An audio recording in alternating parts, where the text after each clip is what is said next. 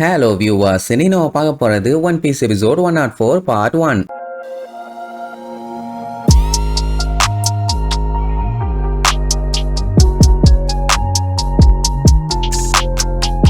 Open பண்ணா Luffy Sanji கைடோவை காலி பண்றதுக்காக மின்னல் வேகத்துல வந்துகிட்டு இருக்கானுங்க. இடையில எவன் வந்தாலும் மின்னல் வேகத்துல அடி உத குத்துதான். அதே நேரம் இங்க இந்த குயின் நின்ன இடத்துல இருந்தே சாம்ராய்ஸ் எல்லாத்தையும் கதற விட்டுட்டு இருக்கான். சொல்ல போனா இந்த ஒரு ஆயுதம் இருந்தாலே போதும் போல இந்த சாம்ராய்ஸ் எல்லாத்தையுமே அசால்ட்டா தடுத்துடலாம். என்ன இது கூட சேர்ந்து அவனு ஆளுகளும் அஃபெக்ட் ஆவானுங்க. அட 30,000 பேர்த்துல ஒரு 15,000 பேர் போனா போயிட்டு போகுது. சாம்ராய்ஸ் எல்லாத்தையும் காலி பண்ணிடலாம்ல. அது மட்டும் இல்லாம அவங்களுக்கு ஜெயிக்கணுங்கிற ஹோப்பே போயிடும். உடனே அந்த பாவ கிட்ட நீ அவனை போய் தேடுங்கிற மாதிரி சொல்லுவான். அவளும் சரி ஓகேன்ட்டு யமட்டோவை தேட கிளம்புவான். இங்க யமட்டோ இன்னும் விரட்டிட்டே தான் இருக்கா. நான் தான் குசுகி ஓடன்னு. ஷினோபுக்கு இன்னும் பயமா தான் இருக்குது. இவ ஏன் இப்படி பேசுறா என்ன பேசுறான்னு எதுவுமே புரியலையே. இப்படி சொல்லிட்டு ஓடிட்டு இருக்கும் போது திடீர்னு யாரோ ஷினோபுவை அட்டாக் பண்ணுவாங்க. அந்த இடமே புகை மண்டலம் ஆயிரும். ஐயோ என்னாச்சு ஏதாச்சுன்னு பதறி போய் சுத்தி முத்தி தேடி பார்த்தா யாருமே இல்ல. என்னன்னா அவ சீலிங்ல நின்னுட்டு இருக்கா. அங்க அவ ரொம்ப கவலையா தேடிட்டு இருந்த உடனே மொமனசுகேக்கு ஷாக் ஆயிருச்சு. என்ன இவன் நம்மளுக்காண்டி இவ்வளவு கவலைப்படுறாளேன்னு. ஷினோபு இருந்துட்டு அவன் நடிக்கிறா அதை நம்பாதீங்க அப்படின்ட்டு சைலண்டா இருக்க சொல்லிடுவா. இங்க இவ பயங்கரமா டயலாக் பேசுவா. உனக்காண்டி தான் நான் இவ்வளவு தூரம் வந்தேன். உன்னை ப்ரொடெக்ட் பண்றதா என்னுடைய வேலை. எங்க போனேன்னு ரொம்ப கவலைப்பட்டவன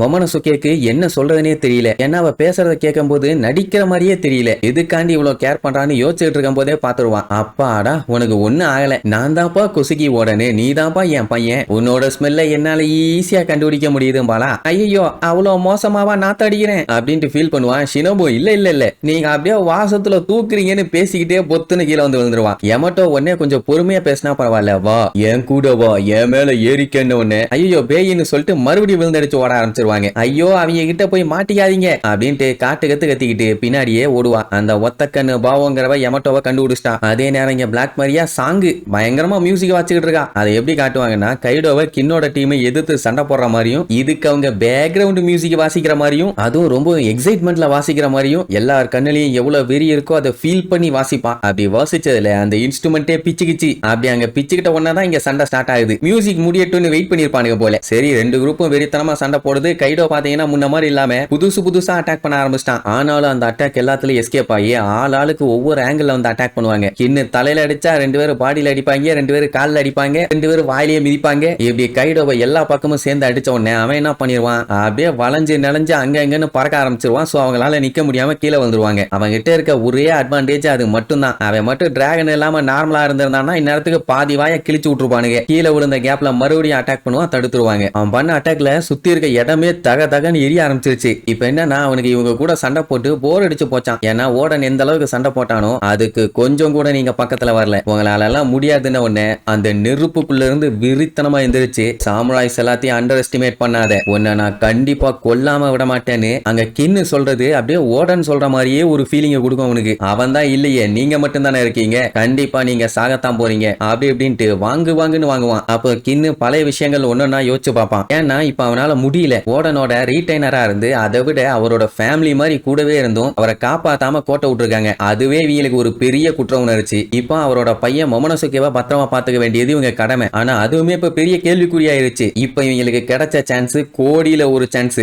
இதை மட்டும் அவங்க விட்டாங்கன்னா எல்லாமே வீணா போயிடும். ஏன் ஓடனுக்காண்டி இவங்க எடுத்த ரிவெஞ்சு ஒண்ணுமே இல்லைங்கிற மாதிரி ஆயிருமே. அப்போ ஓடன் பாத்தீங்கன்னா அவரோட சீக்கிரட்டான அந்த 2 ஸ்வாட் ஸ்டைல்லாம் இவங்களுக்கு சொல்லி கொடுத்துருப்பாரு. அதெல்லாம் யோசிக்க கின்னுக்கு அழுகையா வரும். ஏன்னா அவரோட பெர்மிஷன் இல்லாம தான் அவரை ஃபாலோ பண்ணவே ஆரம்பிச்சாங்க. அப்படி எல்லாத்தையும் யோசிச்சு பார்த்துக்கிட்டு அழுதுகிட்டே உடன் சாமா உங்களோட ஆசையை நான் கண்டிப்பா நிறைவேற்றாம விட மாட்டேன், என்ன நம்புங்க அப்படி இப்படின்னு நின்று அழுதுட்டு இருப்பானா. ஒன்னு சுத்தி இருக்கவங்க எல்லாம் வந்து ஏண்டா நீ மட்டும் தான் அவங்க ஆசையெல்லாம் நிறைவேற்றுவியா? அப்ப நாங்க மட்டும் என்ன தயிர் சாதத்தை நக்கிட்டு நாக்கு தூங்குவோன்னு நினைச்சியா? நாங்களும் அவருக்காண்டி பண்ணுவோண்டா அப்படின்ட்டு அவங்க ஒரு சைடு விரியாவாங்க. அவன் நான் தான் அவருக்கு ஒரு பெஸ்டான சிசியன் அப்படி இப்படின்ட்டு பயங்கரமான வாக்குவாதம். நாங்களும் பண்ணுவோம், நீ மட்டும் என்ன பெரிய வெண்ணையா? அவரோட சீக்கிரட் ஆர்ட்டை நான் தான் பண்ணுவேன்னு ஒரே கலவரம். ஆக்சுவலா இதுக்கு முன்னாடியே இப்படிதான் சண்டை போடுவானுங்க. நம்ம மொமனசுகே பார்க்காத வரைக்கும் அடிச்சுக்குவானுங்க, பார்க்கும்போது சைலண்ட் ஆயிடுவானுங்க. அட மேட்டர் என்னன்னா அவர் கத்து கொடுக்குறேன்னு சொல்லி இருப்பாரு. ஆனா எல்லாத்துக்குள்ளயும் வந்த சண்டையில வேண்டான்னு சொல்லிட்டு மொத்தமா விட்டுட்டு போயிருக்காங்க. யாரும் கத்துக்கல. நேரம் அதை தெரிஞ்சிருந்தானுங்கன்னா இந்த பஞ்சாயத்தே இருந்திருக்காது இல்ல. இங்க கின்னு பாத்தீங்கன்னா ஃபீல் பண்ண ஆரம்பிச்சிருவான். ஆமா ஓடன் சாமாவோட அளவுல நாங்க ஒரு துளி கூட இல்ல,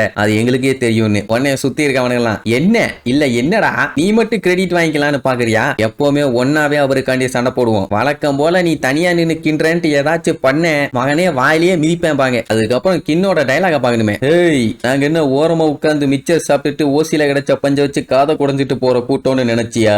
ஓடனோட சிசியர்கள்ரா, அவருக்காண்டி கடைசி வரைக்கும் நின்னு போராடுவோம் அப்படி இப்படின்னு பில்டப் எல்லாம் பண்ணிட்டு கத்திய வச்சு ஒரு வெட்டு தான் வெட்டுவான். அங்க சுத்தி எரிஞ்சுகிட்டு இருந்த ஃபயர் மொத்தமா அணைஞ்சு போயிடும். ஆமா, இப்போ இவங்க எல்லாம் ஒரு ஆளே இல்லன்னா கைடோ அப்பவே காலி பண்ணிருக்கணும். இவ்வளவு நேரம் ஏன் முக்கிட்டு இருக்கான் அப்படின்னா டெஃபினட்டா இவங்க டஃப் குடுக்குறாங்கன்னு தானே அர்த்தம். அவன் பயங்கரமா கிண்டல் பண்ணுவான். நீங்க எல்லாம் ஓடன் கிடையாது, ஏன் அவன் கிட்ட கூட போக முடியாது. சூப்பரான சாமுராய்ஸ் மாதிரி நடிக்கிற ஒரு டம்மி கூட்டம். ஓடன் செத்ததுக்கு அப்புறம் நீங்க இப்போ கூட குழந்தைங்க மாதிரி தாண்டா விளையாண்டுட்டு இருக்கீங்க, காமெடி பீஸுகளா அப்படி இப்படின்னு வாங்குவாங்கன்னு வாங்குவான். சரி, இப்போ கைடோ வந்து தனியா நின்னு சண்டை போட்டுட்டு இருக்கான். இவங்க மட்டும் இத்தனை பேர் இருந்து சண்டை போடுறாங்களே, இது நியாயமா அப்படின்னு நீங்க கேட்கலாம். அவன் நியாயமா நடந்துக்கிட்டானா? அவன் கிட்ட என்ன நியாயம்? இது ஒரு முரட்டுத்தனமான உருட்டு தான், அட்ஜஸ்ட் பண்ணிக்குவோம். சரி, இதுக்கப்புறமாச்சு கைடோவை காலி பண்றாங்களான்னு அடுத்தடுத்த எபிசோட்ல பார்க்கலாம். டாடா.